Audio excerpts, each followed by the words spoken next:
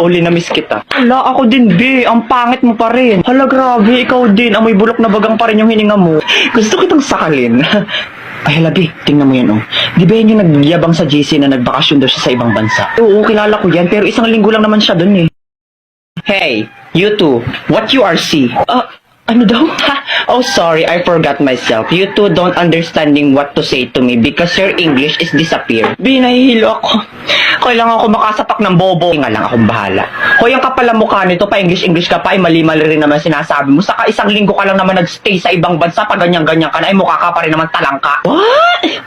Talengka? Talengka? Ay kung hampasin kaya kita ng talangka para matauhan ka. Well, it's nothing anymore my problem in mathematical equation that I don't understanding to say what you to me. You too dead hungry. Hoy, yung totoo, nag-a-addict ka ba o natukhang ka sa ibang bansa? Huh?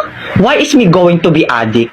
Don't you know that I'm smarter than the teacher of international in the Philippines? Like, duh, my average is 99.99% of germs. Matalino ka? Ay, anong magagawa mo pag sinikmuraan kita mismo dito? Go try, I am not afraid anymore. I will go sumbong you to my bodyguard. Bayaan mo na yung besi, tara na. Ewers, mga loser, you can't even talk English to me. Ay, wait, papatulang ko to. You little bulwak na inidoro, you're making me irritate to the functionality of my brain that can sampal you little bigger booger that the size of your booger is 200% kilometer per hour with bacteria. Now B, it's your turn.